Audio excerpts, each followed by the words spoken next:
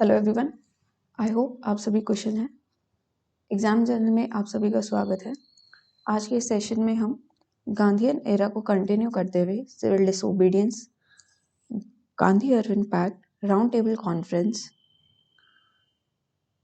Demand for Pakistan and Cripps mission जैसे topics को cover करेंगे। ये हम घटना चक्र मॉडर्न हिस्ट्री कर रहे हैं 2023 में की पब्लिकेशन में।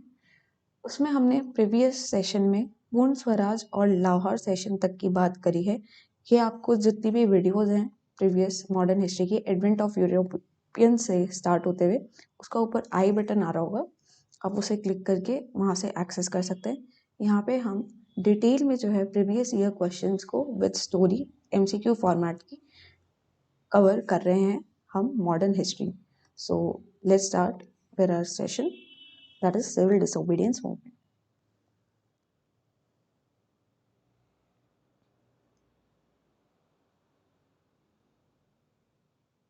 Here our first question. At which Congress session was the working committee authorized to launch a program of civil disobedience?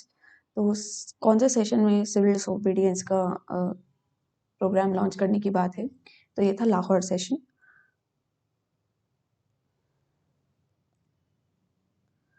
The Lahore session of Indian National Congress INC का 1929 में ऑथराइज किया कांग्रेस वर्किंग कमेटी को to start the civil disobedience movement. Mahatma Gandhi was assigned to lead the movement in the second meeting of the Congress Working Committee held in February 1930 at Sabarmati Ashram. इनमें से कौन से जो हैं डांडी मार्च begin करी थी? तो सिविल डिसोबीडियंस के थ्रू जो है डांडी मार्च शुरू हुई थी। महात्मा गांधी ने अपनी जो फेमस डांडी मार्च है वो अपने ट्रस्टेड वॉलेंटियर्स के साथ साबरमती आश्रम मार्च 12 1930 में शुरू करी थी। ठीक है, ये जो मार्च जो थी, मार्च यानी चलना जो था, ये 241 माइल्स की थी। एंड गांधी आश्रम जो है साबरमती का गुजरात कोस्टल विलेज डांडी से शुरू हुई थी। वॉलंटियर्स जो हैं इन्होंने 24 दिन वॉक किया है एंड अप्रैल 6 1930 को वो डांडी पहुंचे, जहाँ पे उन्होंने वायलेट किया सॉल्ट लॉ। कैसे कि अपने खुद से जो है सॉल्ट मैन्युफैक्चर किया by boiling the sea water. This mark the beginning of the civil disobedience movement and this movement spread all over India under the leadership of Mahatma Gandhi. A leader like C. Raja Gopalachari took up salt march.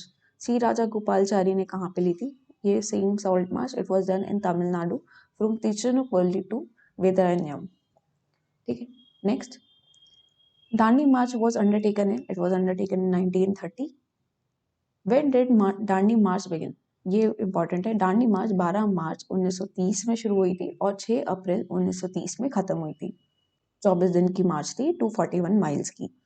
Gandhi ji started Dandi march from, so he started it from Sabarmati Ashram, Gujarat.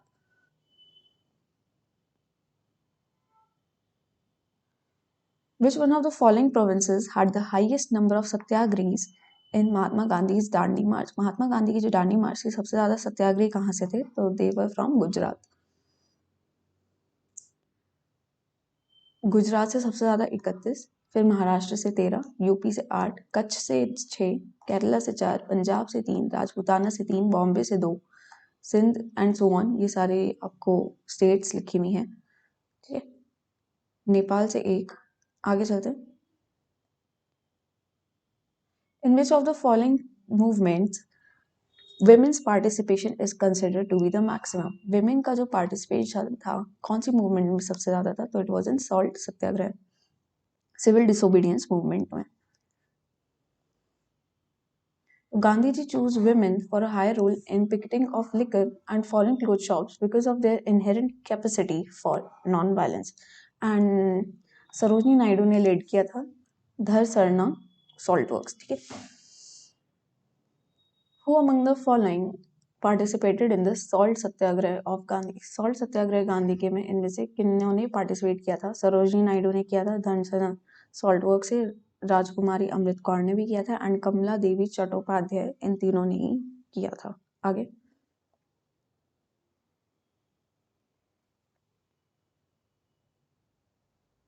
Same वही चीजें लिखी है। What was the ultimate goal of Gandhi ji salt सत्याग्रह?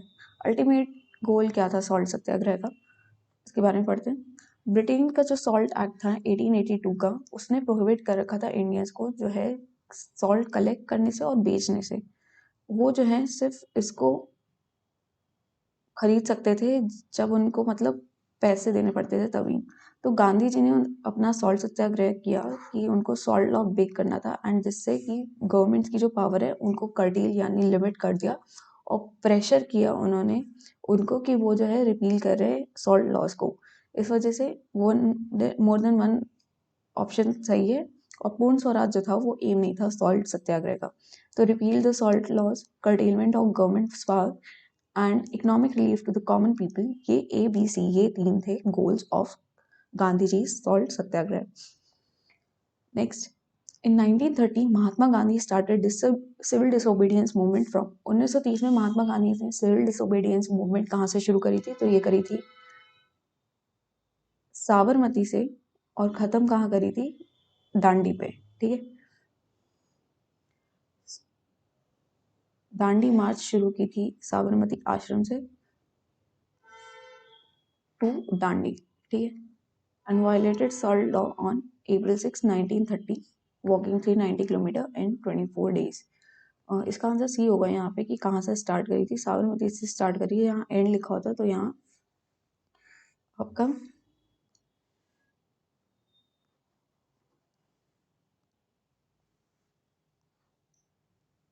दांडी आता। Next, how many days did Dandi march last? तो it lasted for 24 days।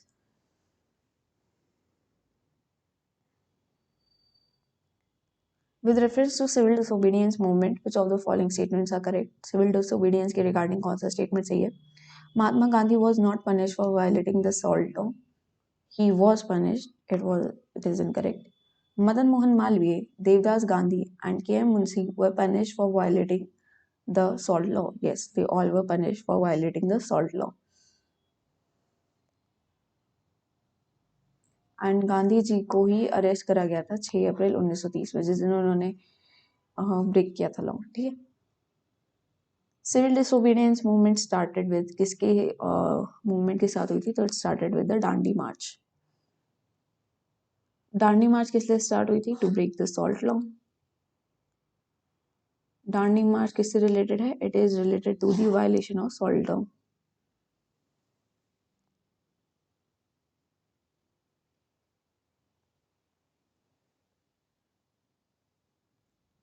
Which event occurred first? इनमें से कौन सा इवेंट सबसे पहले हुआ था? तो arrival of the Simon commission 1928 में हुआ था। ठीक है, देख लेते हैं हम। ठीक है, अराइवल ऑफ साइमन कमीशन 1928 में। देन उसके बाद आपका गांधी अरविंद दांडी मार्च हुई थी 1930 में 12 मार्च में। फिर गांधी अरविंद पैक्ट हुआ था 5 मार्च 1931 में। और क्विट इंडिया मूवमेंट इन ऑप्शन में से लास्ट में थी 9 अगस्त 1942 में। Next question, the date April 6, 1930 is known in Indian history for, so it is known for the Dandi March of Mahatma Gandhi।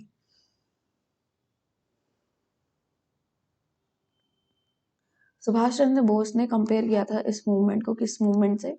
जो कि नेपोलियन ने शुरू करी थी एल्बा से पेरिस में। ठीक है, और इंग्लिश न्यूज रिपोर्टर ने रिडिक्यूल किया इस बात को, कहा whether an emperor can be defeated by boiling water in a kettle. ठीक है, next, the salt agitation was launched by Mahatma Gandhi in 1930। Second statement है, Mahatma Gandhi's object was to make salt available free to the poor। Assertion and reason both are, assertion is true, reasoning इसमें लिखा है कि false है। ठीक है,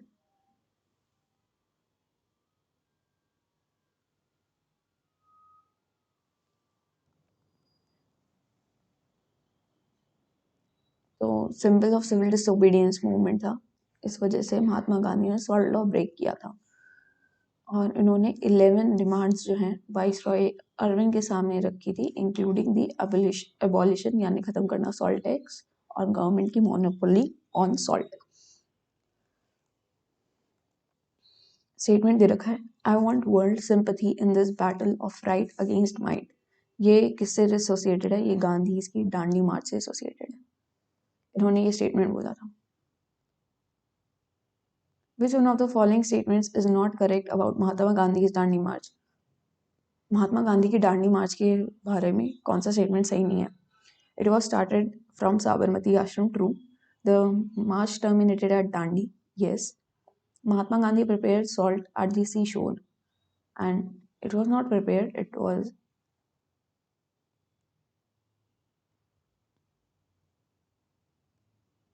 altogether pedestrian march, yes.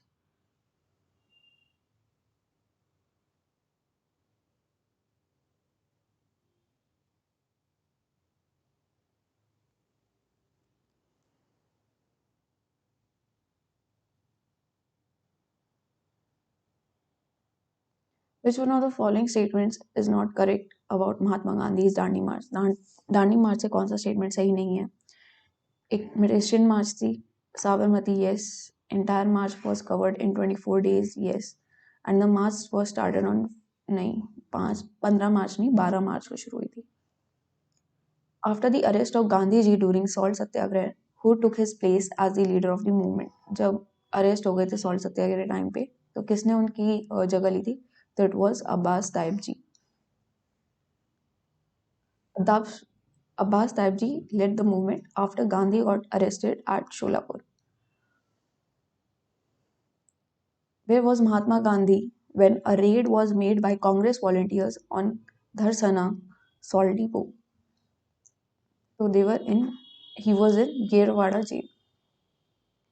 तो गांधी जी जो हैं वो 5 मई को 1930 में अरेस्ट हो गए थे सॉल्ट ब्रेक की वजह से एंड उनको येरवाड़ा जेल में डाल दिया गया था जब कांग्रेस के वॉलंटियर्स ने रेड करी थी धरसरना सॉल्ट डिपो पे.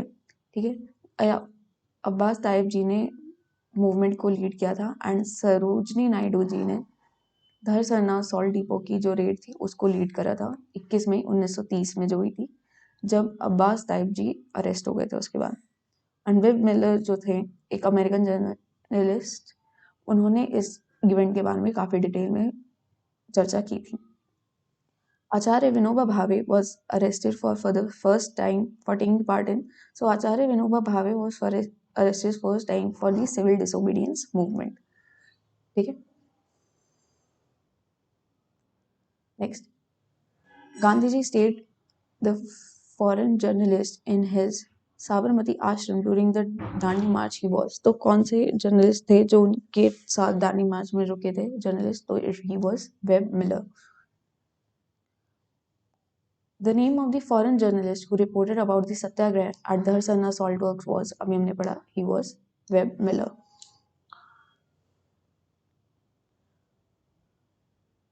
Who among the following American was with Mahatma Gandhi during the Dandi March?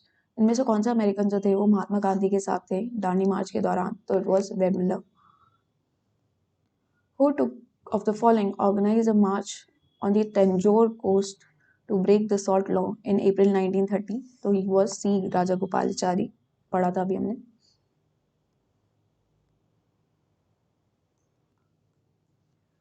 Next question.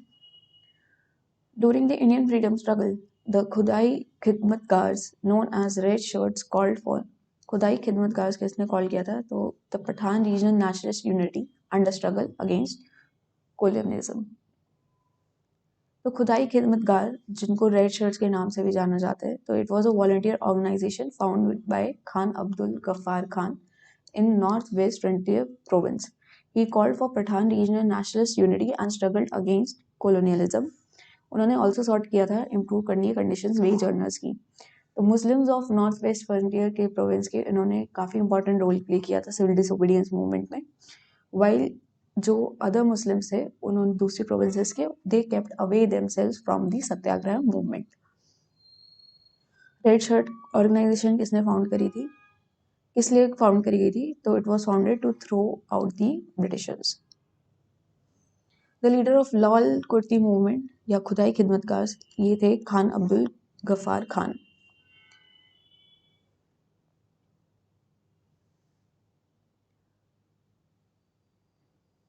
The soldiers of Garhwal regiment refuse to fire on revolutionaries in. तो गढ़वाल रेजिमेंट के जो सोल्जर्स थे उन्होंने किस टाइम पे रिफ्यूज करा था फायर करने पे? तो it was during the civil disobedience movement.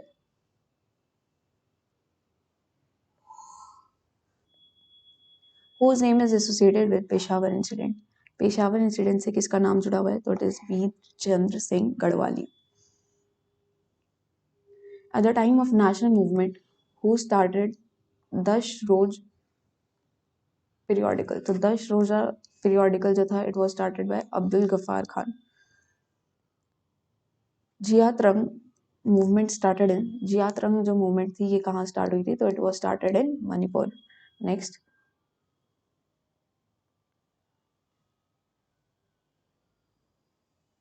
Agitation against Chaukidari. Agitation against Chaukidari tax in Begusarai was a part of, so it was part of civil disobedience movement. Who led the salt satyagrah in Bhagalpur? Bhagalpur में salt satyagraha किसने lead किया था? तो it was led by Mahadev Lal Saraf. After the failure of the civil disobedience movement, Gandhi ji gave importance to.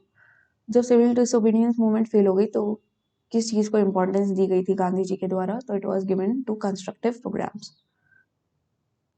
So after the failure, अक्टूबर में 1934 में गांधी जी ने move करा away from the active politics and इन्होंने हरिजन रत्न को टाइम दिया.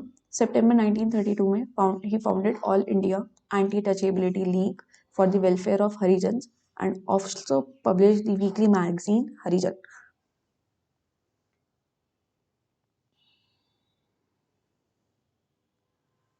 Prabhavati Devi was a freedom fighter of which field? Prabhavati Devi किस चीज की फ्रीडम फाइटर थी? तो she was from Patna. Gandhi Irwin pact के बारे में पढ़ते हैं अब हम चलते हैं नेक्स्ट टॉपिक पे, जो कि है गांधी अरविंद पैक्ट. पहला question, the main purpose of Gandhi Irwin pact was. Gandhi Irwin का पैक्ट का मेन पर्पस क्या था? It was to make the participation of Congress easier in round table Congress. ठीक है.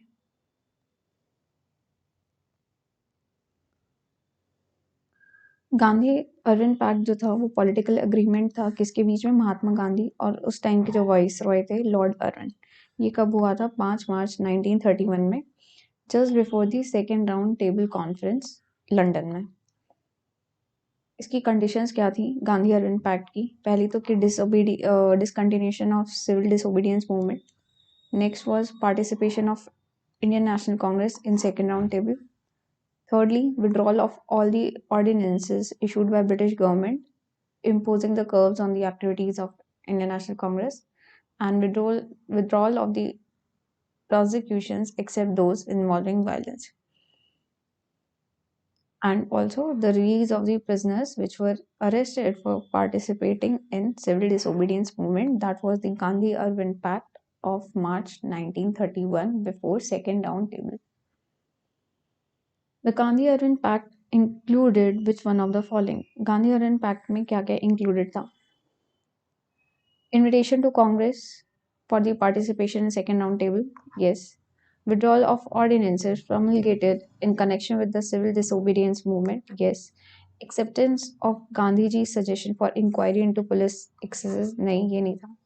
Release of the only prisoners who were not charged with violence, yes ये था.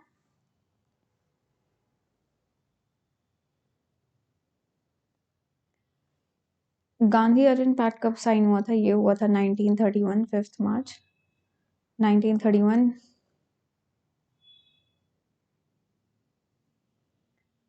The second round table conference in London was held in the backdrop of second round table किसके backdrop में हुई थी? तो it was in Gandhi Irwin pact के backdrop में. Who among the following leaders didn't participate in the second round table? Second round table में किसने participate नहीं किया था? तो it was doctor Rajendra Prasad ने करा था. बाकी गांधी जी, सरोजनी नायडू और Pandit Madan Mohan Malviya was there. Who among the following whose adjournment was proposed in Gandhi Irwin Pact? तो सिविल डिसोबीडियंस मूवमेंट को रोकने की, खत्म करने की बात हुई. Who played an important role in signing of the Gandhi Irwin Pact? Gandhi Irwin pact के सिग्नेचर के लिए किसने इंपॉर्टेंट रोल था? तो इट वाज तेज बहादुर सप्रू. ठीक है.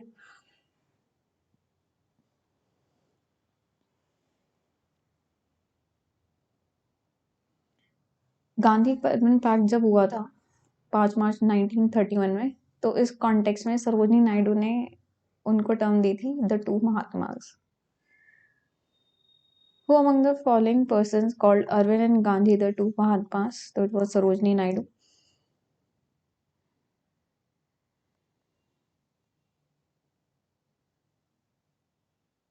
Who played the role of mediator in Gandhi Arvind Pact? So it was Tej Bahadur Sapru played the role of mediator, Tej Bahadur Sapru and M.R.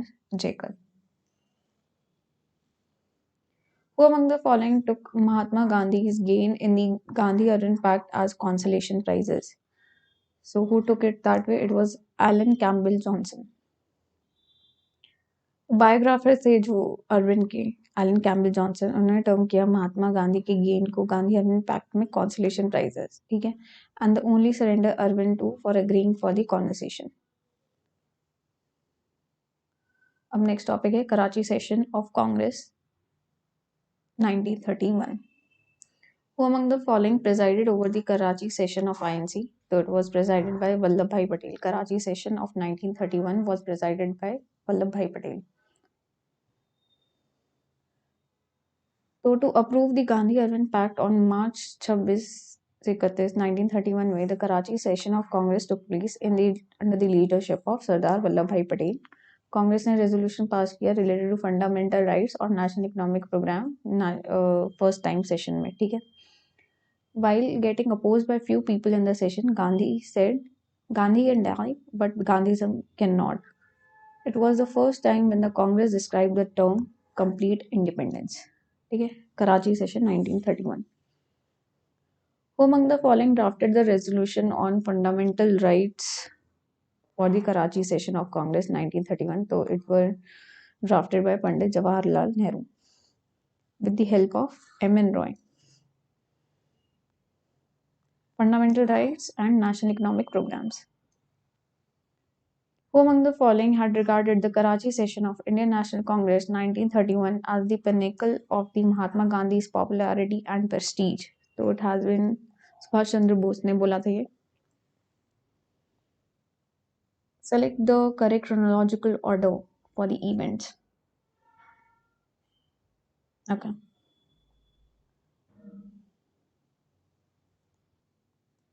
So सबसे पहले क्या हुआ, Gandhi Irwin pact हुआ, फिर उसके बाद एग्जीक्यूशन हुआ भगत सिंह का मार्च एंड में.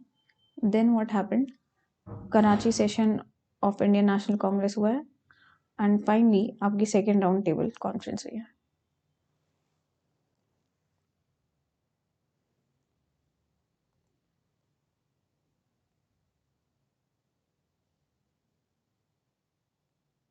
यहीं पे लिखा है 5 मार्च 1931 में Gandhi Irwin pact. Execution of Bhagat Singh was done on 23 March 1931 in Lahore conspiracy case में, जिसमें भगत सिंह, राजगुरु और सुखदेव वर हैंग्ड.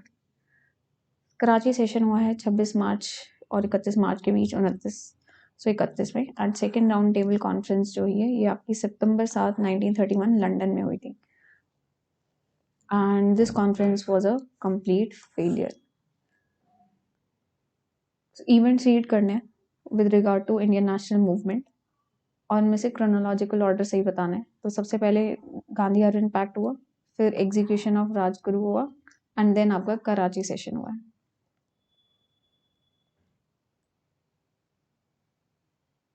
सबसे पहले क्या हुआ, गांधी अरविंद पैक्ट, उसके बाद एग्जीक्यूशन ऑफ भगत सिंह, फिर कराची सेशन हुआ है, एंड देन आपका पूना पैक्ट हुआ है.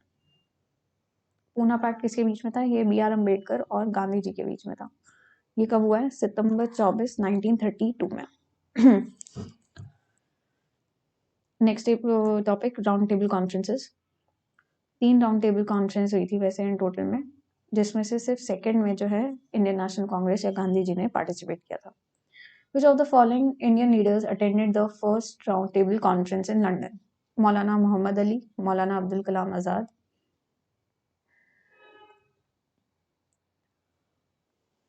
पंडित महात्मा गांधी या फिर पंडित जवाहरलाल नेहरू. तो पहली जो राउंड टेबल कांग्रेस थी तो it was participated by Mohammad Ali, ठीक है. इसके बारे में पढ़ लेते हैं. The report of Simon Commission जो थी वो पब्लिश हुई आपकी 1930 में जून में. पॉलिटिकल ऑर्गेनाइजेशन ने रिफ्यूज़ कर दिया था रिकमेंडेशन कमीशन की जब वो 1928 में आया था। मेन लीडर जो कांग्रेस के थे वो जेल पे थे उस टाइम पे, और ब्रिटिश गवर्नमेंट ने उस टाइम पे क्या किया, first round table conference 1930 London में नवंबर में ऑर्गेनाइज करी, जिसमें से 89 इंडियन रिप्रेजेंटेटिव्स मेंबर्स ने पार्टिसिपेट किया था। हाउएवर कांग्रेस जो मेन जो ऑर्गेनाइज पार्टी थी उसने इंडिया की तरफ से उसने नहीं पार्टिसिपेट किया था। वैसे फर्स्ट राउंड में कौन कौन जो नोन लोग हैं कौन है, ये है तेज बहादुर सप्रू, श्रीनिवास शास्त्री, मोहम्मद अली, मोहम्मद शफी, आगा खान, फजलुल हक, मोहम्मद अली जिन्ना, होमी मोदी, M.R. जयकर, मुंजे भीमराव अंबेडकर एंड सुंदर Singh Majithia were the main known people who attended it. ये वाले important है। Next, which one of the following is not true about the first roundtable conference? First roundtable conference के बारे में क्या सही नहीं है? It was held in 1930, true. It was to discuss a report on Simon Commission, true. It was held in London, true. It was attended by Congress, no. The Indian National Congress didn't take part in which of the following round table conferences, though it didn't take part in first and third. Who represented Indian Christians in first round table conference held in London? So it was Katie Paul.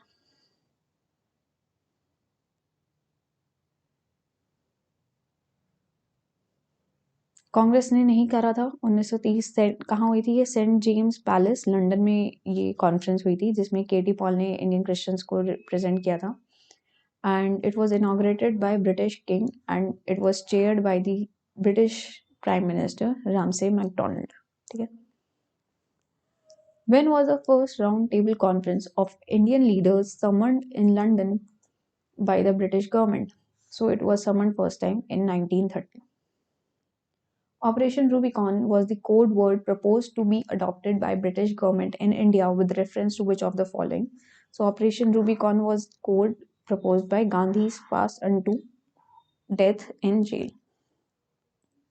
So Aga Khan Palace जो था it served as a prison for Mahatma Gandhi Pune में कब, अगस्त 1942 से 1944 मई तक। तो operation Rubicon जो था उसका ये कोड था word proposed to be adopted by the British government in India with reference to Gandhi's fast unto death in this jail. In which year the last election of Indian legislature under the Government of India Act 1919 was held? Last election Indian legislature का 1919 act के तहत कब हुआ था? तो it was इन 1945। तो 1919 में Monte क्लेम्सफोर्ड reforms को या फिर गवर्नमेंट ऑफ इंडिया एक्ट 1919 बोलते हैं इसे। ठीक है। इस एक्ट के तहत क्या हुआ, इंडियन लेजिस्लेटिव काउंसिल जो थी सेंटर में वो रिप्लेस कर दी गई थी बाइकैमरल सिस्टम के द्वारा, जिसमें काउंसिल ऑफ स्टेट होती थी एंड एक लेजिस्लेटिव असेंबली होती थी जिसे लोअर हाउस कहते हैं। इन्होंने क्या इंट्रोड्यूस किया, डायरकी भी इंट्रोड्यूस करी इन दी प्रोविंसेस, बाइकैमरलिज्म भी आया। The elections of central legislative assembly under this act were held in the years 1926 and 1945। तो 1919 के एक्ट में दो बार इलेक्शंस हुए, एक 26 में और एक 45 में। Which of the following leaders participated in second round table conference? Second round table conference में इनमें से किन्ने पार्टिसिपेट किया था? महात्मा गांधी ने किया था, मदन मोहन मालवीय ने किया था, सरोजिनी नायडू ने भी किया था, मौलाना आजाद ने नहीं किया था।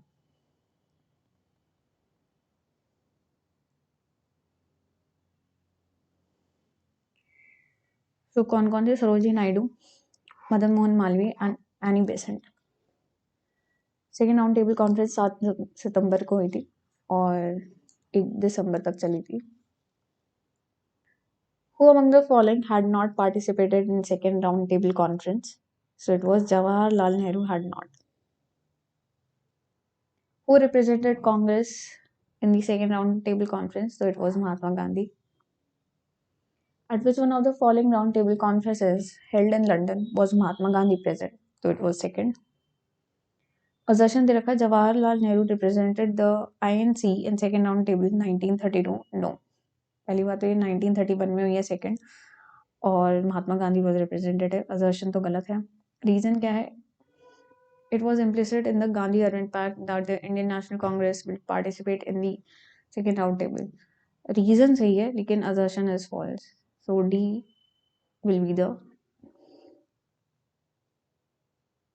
answer.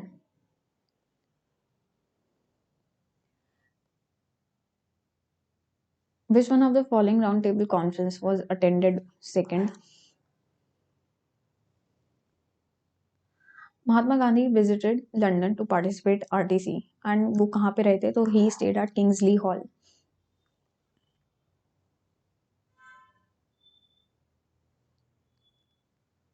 तो किस शिप से गए थे वो? SS राजपूताना शिप से, और कहाँ रहे थे? किंग्सली हॉल में. Mahatma Gandhi left Bombay for London to participate in second round table. और शिप का नाम क्या था? अभी हमने पढ़ा SS Rajputana. In which of the following RTC the representative of INC participated for the first time? So it was second. Which of the following round table conferences? So it was represented on second round table conference. Next. Mahatma Gandhi returned to India in December 1931 empty-handed from London. तो London में कोई decision नहीं निकला था RTC का. On which issue did the second round table conference fail? So it failed delegations. Second round table conference जो है दिसंबर 1931 में एंडेड हुई थी, जिसमें Mahatma Gandhi took part as sole representative. जो कॉन्फ्रेंस थी it failed completely due to dispute on communal matters. तो Dalit leader B R Ambedkar ने डिमांड किया separate electorate for depressed class, which was refuse by Mahatma Gandhi. Later second round table conference में क्या हुआ? ये dismiss कर दिया गया था 1 दिसंबर 1931 में due to dispute on communal delegations. What was the name of Indian who participated in all three roundtable conferences? So it was B.R. Ambedkar who participated in all three conferences. Who amongst the following attended all three? Same by B.R. Ambedkar. The meeting of Indian and British political leaders during 1930 to 32 in London has often been referred to as first, second, and third roundtable conferences. It would be incorrect to refer to them as such because the Indian National Congress didn't take part in two of them. True. The Indian parties other than the Indian National Congress participating in the conference represented sectional interest and not the whole India. True. The British Labour Party had withdrawn from the conference, there making the proceeding of the conference partisan. True. It was an instance of a conference held in 3 sessions and not of 3 separate conferences. हाँ, ये incorrect हो गया.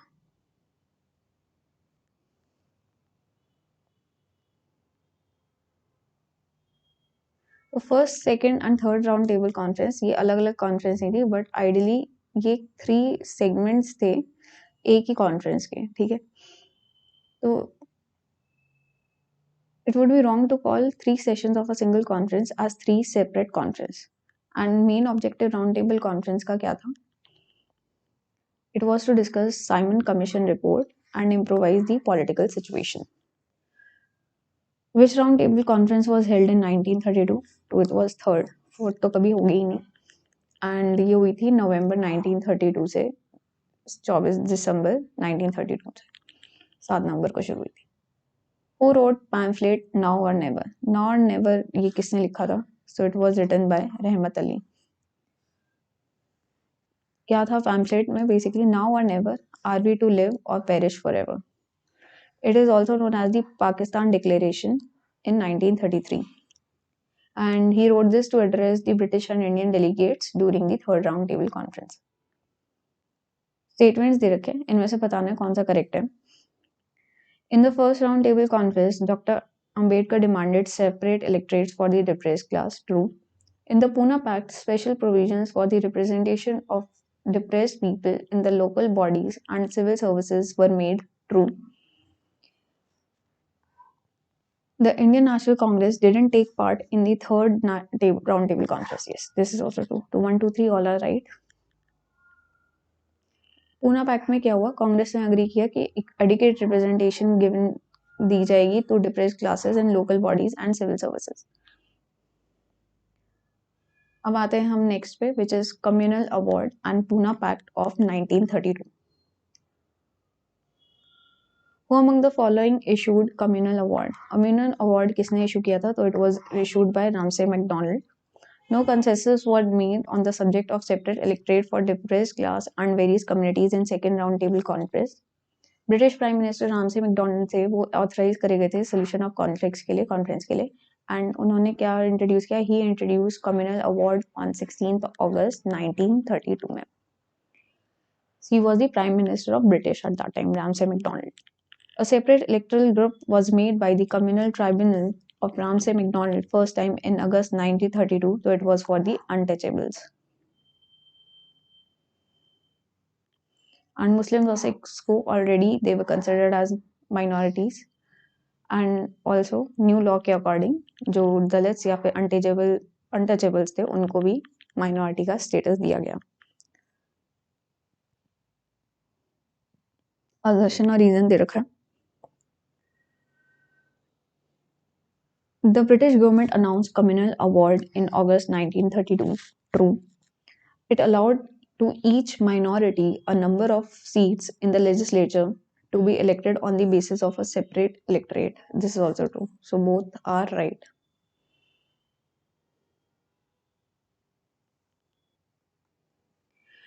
Which were not allocated separate electorate and reserved seats by communal award of MacDonald.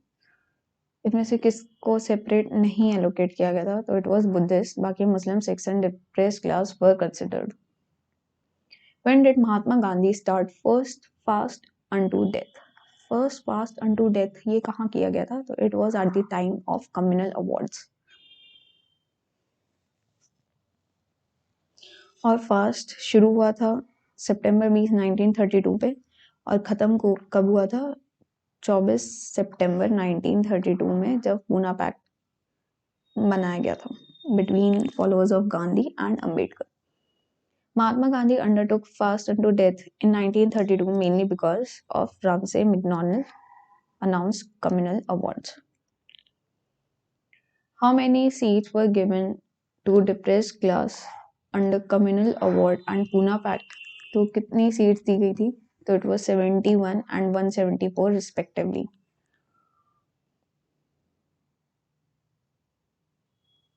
पहले 71 की बात हुई थी communal award में, लेकिन पूना पैक्ट में इसको डबल कर दिया गया, और मतलब डबल से थोड़ा ज्यादा, 147।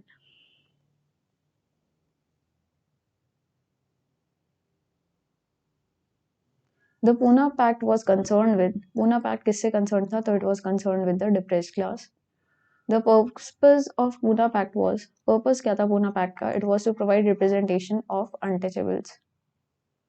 Assertion और reason दे रखा है। The Pune Pact defeated the purpose of communal award. And reason दे रखा है, it paved the way for the reservation of seats in the parliament and the state assemblies for the SC and ST. Both A and R are true. Assertion and reason दोनों ही सही हैं।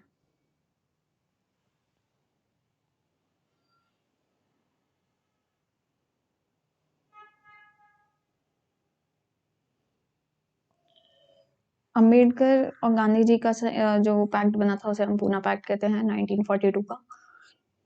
Poona pact किसके बीच में हुआ था? तो it was between Gandhi ji and Ambedkar, ठीक है, लेकिन इसमें कुछ साइन नहीं हुए थे, इसमें साइंड लिखा हुआ है तो इस वजह से इसमें स्टार मार्क कर रखा है। Which among the following was implemented after announcement of communal award? तो कम्युनल अवार्ड के बाद क्या इम्प्लीमेंट हुआ था? तो पूना पैक्ट इम्प्लीमेंट हुआ था। Which of the following didn't sign on historical Pune Pact of 1932? Sign किसने नहीं किए थे? तो it was M.K. Gandhi. He didn't sign on it. He agreed on it but didn't sign on it. उनके representatives ने किया था। After Pune Pact of 1932, Harijan Sevak Sangh was established. Its president was Ghanshyam Das Birla. Pune Pact 1932 में हुआ था, and Gandhi जी तो थे उस टाइम पे एक्टिवली इन्वॉल्व नहीं थे सिविल डिसोबीडियंस मूवमेंट में, बट उन्होंने एक इंटरेस्ट लिया था एंटी टचेबिलिटी मूवमेंट्स में, जिसमें उन्होंने all India untouchability league found करी थी, जिसका नेम लेटर ऑन चेंज कर दिया गया था टू हरिजन सेवक संघ, जिसके Ghanshyam Das Birla was the first president. Who among the following founded All India Harijan Sevak Sangh in 1932? It was founded by Gandhiji and first president was Ghanshyam Das Birla. Who among the following was the first president of All India Anti-Untouchability League, which was later changed to Harijan Sevak Samaj? So it was G.D. Birla. First president was G.D. Birla. Harijan Sevak Sangh was organized by Mahatma Gandhi in 1932. The former name of Harijan Sevak was All India Anti-Touchability League. कब हुई थी ये? 30 सितंबर 1932 में. Depressed class league किसने establish की थी? तो it was establish bye Babu Jagjivan Ram. So and depressed class league was founded by Babu Jagjeevan and All India Scheduled Caste Federation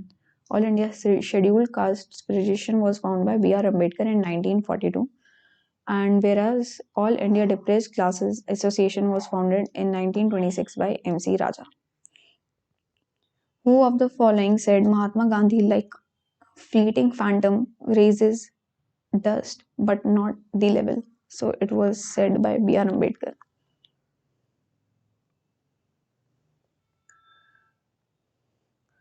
तो 14 अगस्त 1931 में बी आर अम्बेडकर ने ये कॉन्वर्सेशन जब मुंबई में उनके साथ हुई थी तो उन्होंने कहा था history tells that mahatmas like fleeting phantoms raise dust but not level. It was notice that there was a conflict between Gandhi and Ambedkar on the fact matter किसका सिचुएशन ऑफ डिप्रेस्ड क्लास की. गांधी जी ने अपना fast and to death start किया था 20 सितंबर को, ठीक है, कम्युनल अवार्ड्स के अगेंस्ट जो प्राइम मिनिस्टर मैकडोनल्ड ने इंट्रोड्यूस किए थे. जो उसके बाद क्या किया, पूना पैक्ट जो था वो रजिस्टर किया गया था between the followers of Gandhi and doctor B R Ambedkar.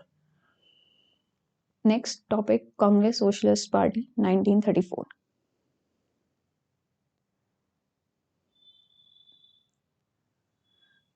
The first meeting of the Congress Socialist Party was held in Patna.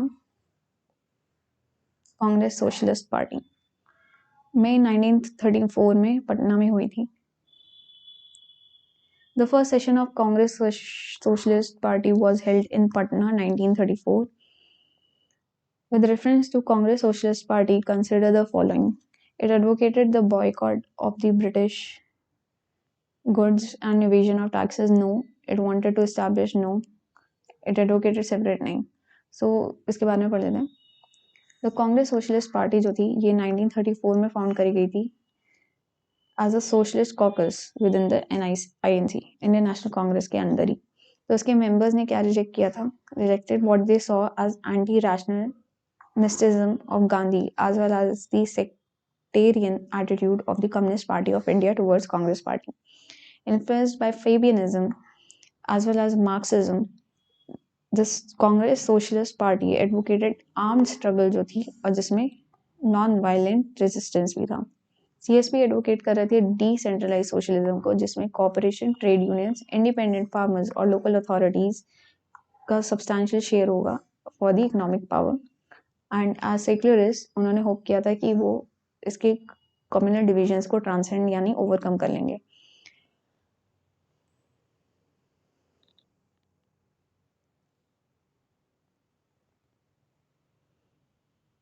Who among the following was prominent leader of Congress Socialist Party? Congress socialist party के prominent leader कौन थे? तो ये थे आचार्य नरेंद्र देव. Important है. Congress Socialist Party was formed by Acharya Narendra Dev, Jayaprakash Narayan and Meenu Masani in October 1934. The Congress Socialist Party was founded in 1934 by Jayaprakash Narayan and Acharya Narendra Dev. Who was the convener of All India Congress Socialist Party at Patna in 1934? So it was Jayaprakash Narayan was the convener.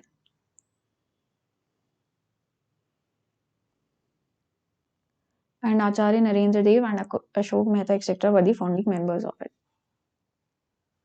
Congress Socialist Party was organized in 1934 by Jayaprakash Narayan and Acharya Narendra.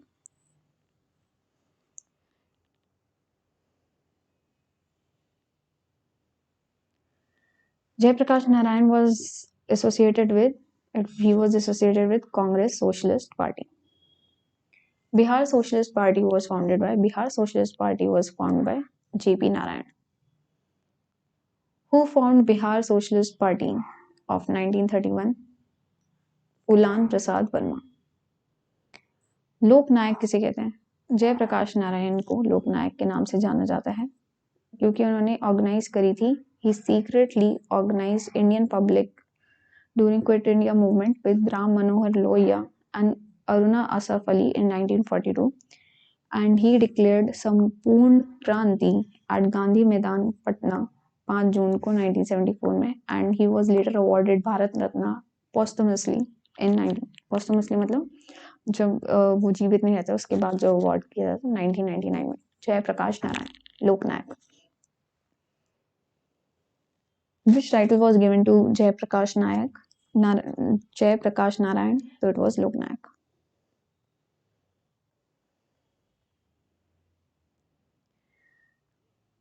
Jayaprakash Narayan को लोकनायक के नाम से जानते थे.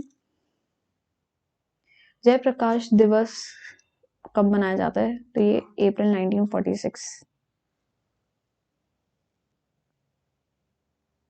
से celebrate किया गया था जब वो प्रिजन से छूटे थे.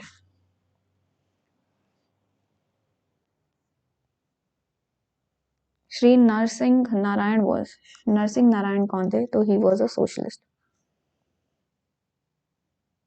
Consider the following statements and बताते हैं कौन से स्टेटमेंट सही हैं. The Bombay Manifesto was signed in 1936, openly opposed the preaching of socialist ideals. It evoked support from a large section of the business community from across the India. Yes. तो Bombay manifesto क्या है कि deal करता है sign it was a deal which was signed in 1936 किस businessman के द्वारा जिसमें ओपन इंडाइटमेंट हुई थी नेहरू की जो प्रीचिंग ऑफ सोशलिस्ट आइडियाज जो लखनऊ सेशन में उन्होंने दिए थे और ये बिजनेस कम्युनिटी ने इन्हें बहुत सपोर्ट किया था. Who became champion of socialism and wanted to overthrow British rule, princely states, landlordism and capitalism in 1933? So it was Jawaharlal Nehru. He wanted to overthrow British rule, princely states, landlordism and capitalism in 1933. And it was influenced from socialism of Soviet Union as he had traveled to Soviet Union in November 1927. अब हम next topic पे चलते हैं जो कि है provincial election and formation of cabinet in 1937.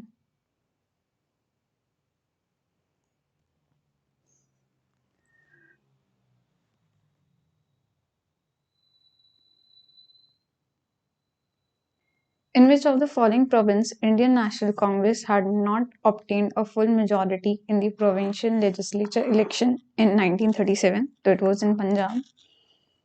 So provincial assembly elections जो थे वो इंडियन गवर्नमेंट एक्ट 1935 के तहत हुए थे जिसमें कांग्रेस ने एक फुल मेजॉरिटी ली थी 5 प्रोविंसेस में. ये इंपॉर्टेंट है कहाँ कहाँ? Madras, Bihar, central provinces and Bihar में, united province and Orissa.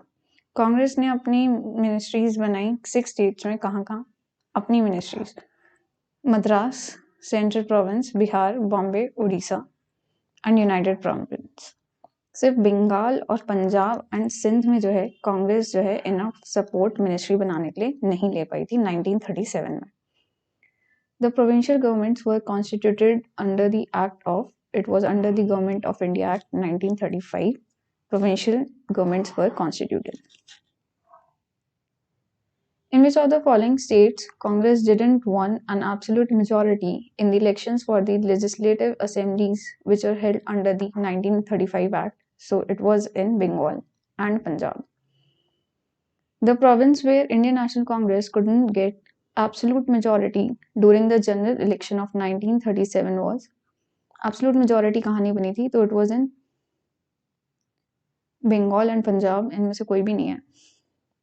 But अच्छा इसमें लिखा है आईएनसी को 1937 के जनरल इलेक्शन में जो है बॉम्बे और असम दोनों में ही नहीं एब्सोल्यूट मेजॉरिटी मिली थी.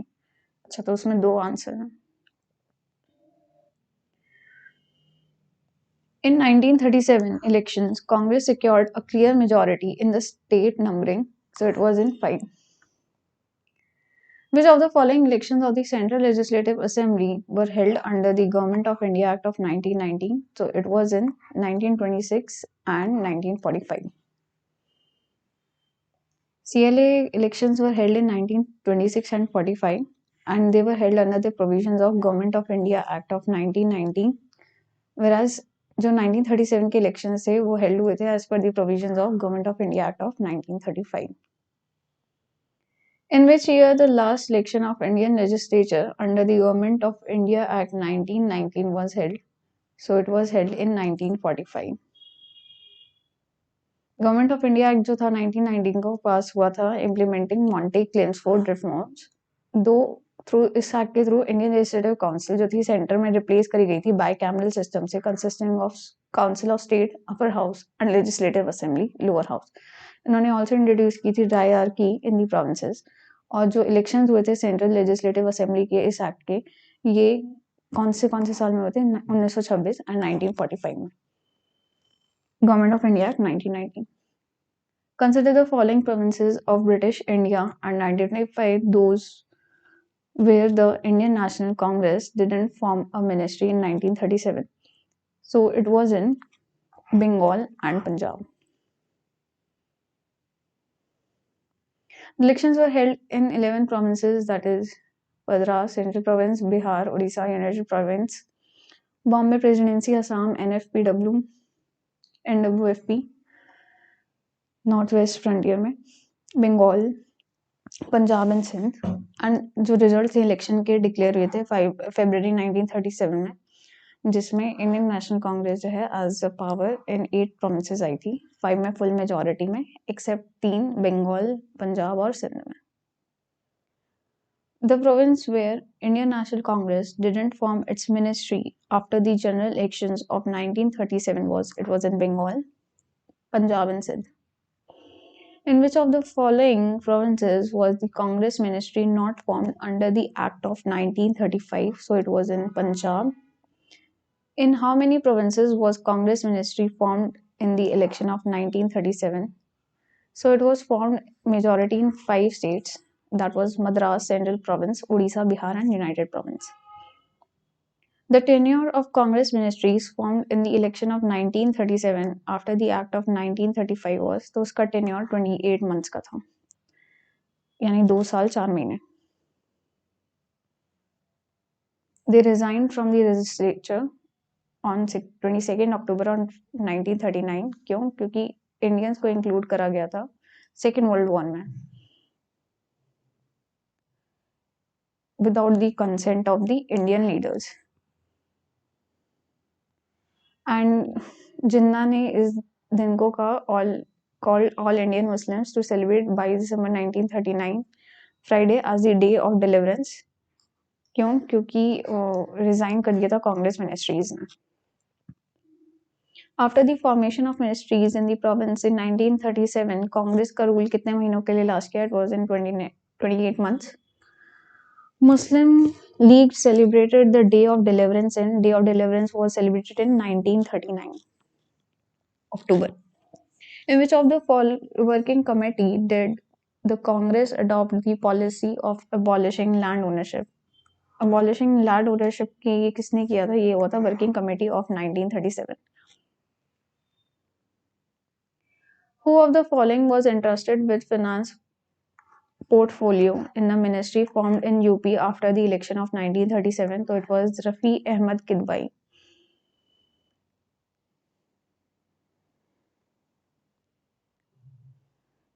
ग्रीवियंसेस हैं report connected with Muslim grievances Congress में इन्वेस्टेड प्रोविंसेस में. तो इनमें से बताने क्रोनोलॉजिकल ऑर्डर देख लेते हैं. पीरपुर रिपोर्ट जो है ये 1938 की है, शरीफ रिपोर्ट जो है ये 1939 की है और फजल हक रिपोर्ट दिसंबर 1939. नेक्स्ट टॉपिक पे चलते हैं जो कि है Tripuri crisis of Congress.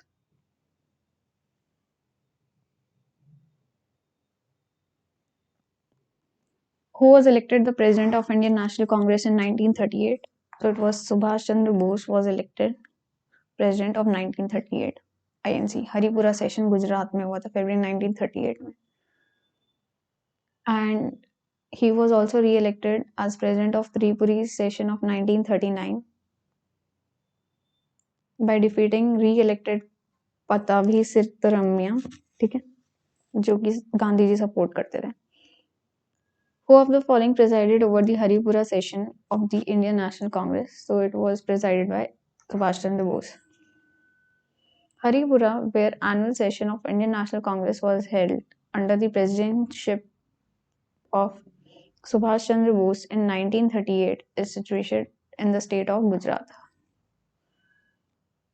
Subhash Chandra Bose was chosen as the president of Congress in Tripuri session of Indian National Congress in 1939. Tripuri है कहाँ? त्रिपुरी आपका जबलपुर में, Jabalpur Madhya Pradesh.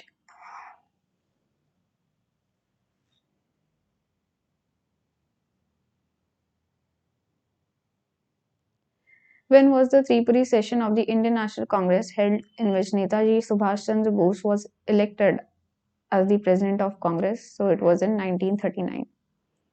In which of the following session of Indian National Congress Subhash Chandra Bose was elected as the president for the second time? तो ये Tripuri session में he was re-elected for the second time.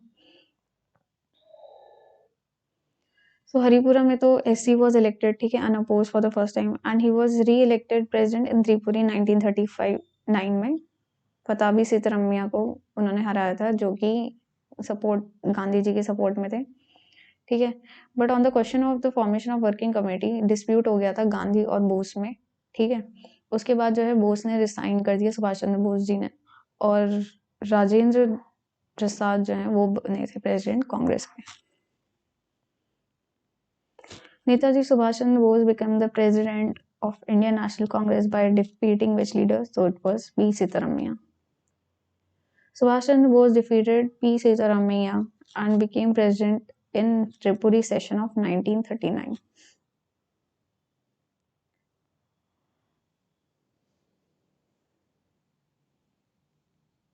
So who became the president of INC after the resignation of Subhash Chandra Bose? So it was Dr. Rajendra Prasad. The whole dispute between S.T. Bose and the right wing after the Tripuri Congress centered around the question of formation of Congress Working Committee. Which Indian nationalist leader looked upon a war between Germany and Britain as a God-sent opportunity which would enable Indians to exploit the situation to their advantage? So it was Subhash Chandra Bose.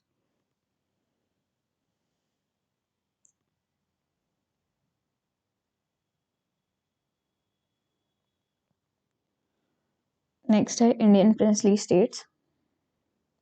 The purpose of Butler Committee 1927 was to improvement of the relationships between Indian provinces and the Crown.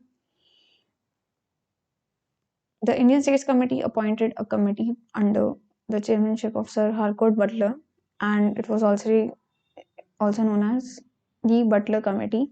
It was to investigate and clarify the relationship between the paramount power or the princes, जो थे princely state 1927 AD में. Recommendations क्या थी? The relationship of the paramount power of the state was not merely a contractual relationship but a living, growing relationship shaped by the circumstances and policy. British paramount preserved the princely state, and the state should not be transferred without their agreement to a relationship with a new government in British India responsible to an Indian legislature. All India States People's Conference was set up. All India People's State Conference कब set up हुई थी? It was in 1927. Who among the following was the president of All India States People's Conference in 1939? So it was Jawaharlal Nehru was the president of All India States People's Conference. Most of the integration of princely states in the Union of India had taken place in which year? So it has taken place in 1947, जिसमें unions form हुई थी. तो integration 1947 में हुआ था, जिसमें union of India in 1947 मर्ज हो गए थे, एक्सेप्ट कौन? जूनागढ़, जम्मू कश्मीर, हैदराबाद, जूनागढ़, जम्मू कश्मीर, हैदराबाद. एंड ये जो है बाद में यूनियन ऑफ इंडिया में जब तक 1948 के बाद ही ये मर्ज हुए हैं. सरदार पटेल जो थे, जिन्होंने चार्ज लिया था स्टेट डिपार्टमेंट का 1947 में, उन्होंने सिचुएशन टैकल किया. And he appealed to the patriotic and national sentiments of the princes and requested the states to be handed over to the authority of external affairs, defense and communication to the Indian Dominion. And Sardar Vallabh भाई पटेल के ही leadership में ये मर्ज हुई है बाकी जो rest of the 3 states है. Integration of the states was done under the leadership of, so it was done under the leadership of Sardar Patel. Which 3 Indian states delayed accession to India even after other princely states had joined India? So it was Junagadh, Hyderabad, and Jammu Kashmir. B. Jammu and Kashmir became an integral part of India in, कब बने थे India का part वो? 26 अक्टूबर 1947 through the instrument of accession. At the time of partition of India, which one of the following provinces of British India came forward with a plan for a united and independent existence? So it was Punjab. Which one of the following native states was a party to the Standstill Agreement? Standstill Agreement ये किसने कर रखा था? हैदराबाद ने. Standstill Agreement was signed between the state of Hyderabad and the Dominion of India in 29 November 1947. उस time के जो prime minister थे हैदराबाद के मीर लाइक अली और देन गवर्नर जनरल जो डोमिनियन के थे माउंटबेटन के बीच में हुआ था. अब हम पढ़ते हैं सेकेंड वर्ल्ड वॉर के बारे में. What was the policy of Indian National Congress during the Second World War? So it was the cooperation of Britain in the case of assurance of complete independence. ठीक है. Second world war कब हुई है 1939 में.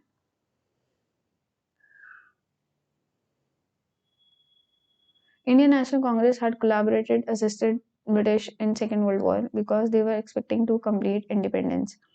So हाँ, both S and R are false. ठीक है.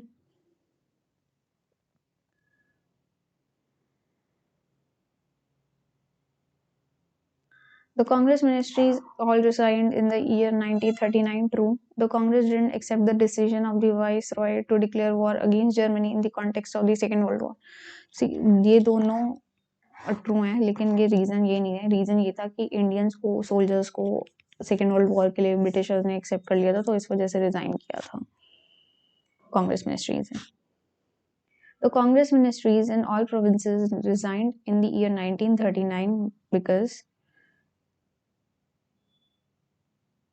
it was because of the Second World War जिसमें इंडियंस को एज अ सोल्जर भेजा गया था. When did the Second World War end? तो it ended in 1945. सितंबर 1 1939 में सेकेंड वर्ल्ड वॉर शुरू हुई थी. ठीक है, with the invasion of Germany over Poland and it ended in 6 years in 1945 जिसमें अमेरिका का एटॉमिक अटैक हुआ था 2 सिटीज पे. कहाँ का? हिरोशिमा और नागासाकी ऑफ जापान पे. Who was the prime minister, British prime minister of Britain during the Second World War? So it was Winston Churchill was the prime minister of Britain during the Second World War. Winston Churchill. Next topic, demand for Pakistan.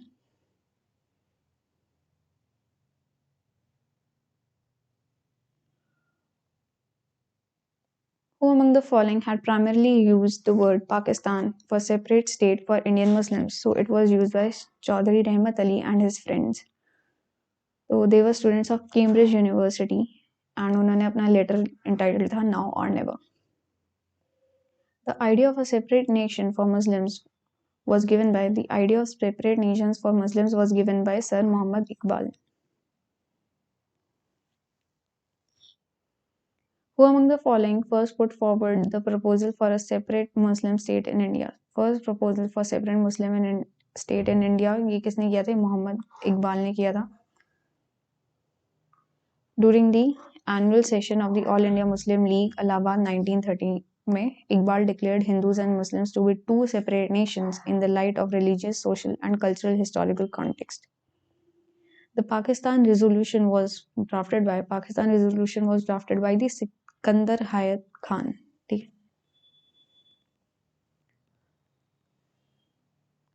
Who among the following led the movement for the separate state Pakistan? So it was led by Muhammad Ali Jinnah. तो मार्च 22 से 24 में 1940 के session में मुस्लिम league का जो लाहौर में हुआ था प्रेसिडेंट शेख मोहम्मद अली जिन्ना के under. Who of the following called Muhammad Ali Jinnah as the ambassador of Hindu-Muslim unity? So it was called by Sarojini Naidu.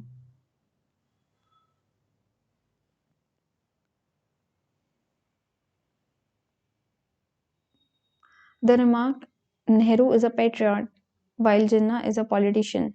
ये किसने बोला था? ये मोहम्मद इकबाल ने बोला था. Which of the following statement is not true about Muhammad Ali Jinnah? So he was a supporter of two nation theory, Muhammad Ali Jinnah, true, and he presided the Lahore session of Muslim League in 1940. This is also true, and he had not participated in the non-cooperation movement. This is also true. He always had a diary. It's not true. A separate homeland for Muslims found for the first time a definite expression. तो ये कब मिला था definite expression? It was in the presidential speech of Iqbal at Allahabad session of Muslim League in 1930. The resolution for demanding the formation of Pakistan was passed by Muslim League in the year, so it was passed in 1940 at Lahore session under the presidency of Muhammad Ali Jinnah. ये जो Pakistan resolution था ये कब adopt हुआ है? ये हुआ है मार्च 1940 में. Who has moved the resolution for the creation? ये थे Mohammad Ali Jinnah. The Muslim League annual session, which gave effect to Jinnah's two-nation theory, was held in Lahore. 1940 का Lahore session. Muslim League had put their proposal of the division of the India in the session of Lahore. When did Muslim League celebrate the Pakistan Day? So it is celebrated on 23 March 1943. Pakistan day celebrate किया गया था 23 मार्च 1943 में. Who did the chairmanship of Lahore session in 1940 of Muslim League? So it was Muhammad Ali Jinnah. Individual satyagraha की बात करते हैं हम.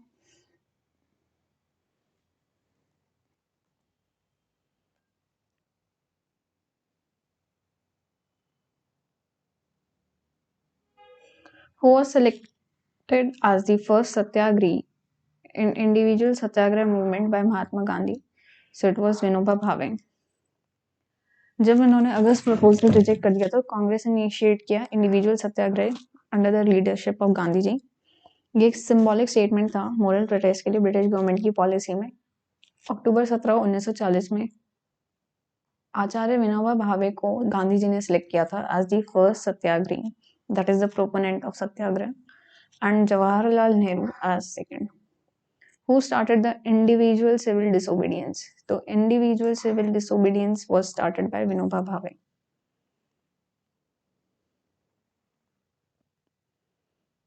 Who was the first satyagrahi of the individual satyagraha movement? So it was Vinoba Bhave.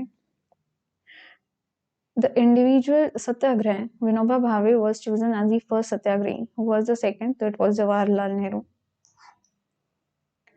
List 1, list 2 को match करना है.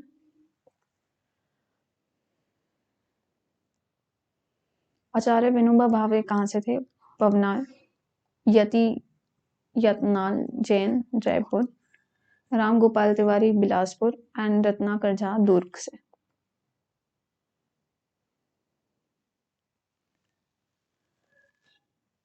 The word Sarvodaya was primarily used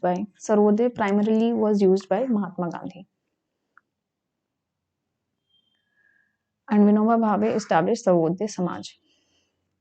Cripps Mission 1942 पढ़ते हैं.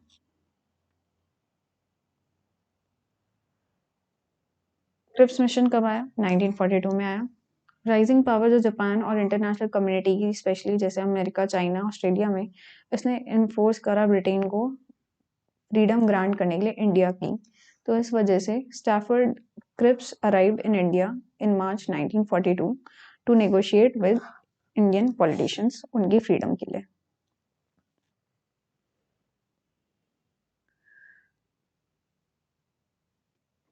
Sir Stafford Cripps came to India with a draft declaration of proposals of British government which included that all India should be given a dominion status, yes. All provinces and states must be merged to make the Indian Union. Yes. Any province or the state can take the decision to live outside of the Indian Union. Yes. Indian constitution must be constituted by the people of India. Yes. So all of the above were the proposals in March 1942 by Stafford Cripps.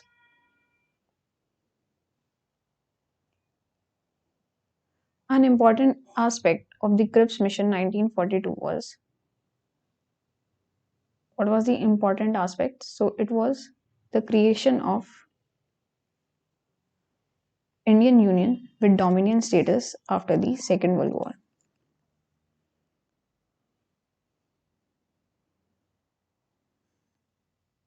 Which of the following is not true about the Cripps mission? Cripps mission के क्या true नहीं है? Dominion status at the end of war ये true है. Acceptance of the constitution framed by Constituent Assembly ये भी true है. The formation of new executive council with equal representation for both Hindus and Muslims ये true नहीं है. Any province could remain outside Indian Union ये true है. So C will be the answer. The plan of Sir Stafford Cripps envisaged that after the Second World War, India should give dominion status. Second World War के बाद. Who viewed Cripps' proposal as a post-dated check upon a crashing bank? So it was referred by Mahatma Gandhi. ये dominion status नहीं, उनको पूर्ण complete independence चाहिए थी. Consider the following statements. The Cripps proposal include the provision for full independence of India? नहीं. Dominion status की बात होती है. And creation of constitution making body? Yes. So only two.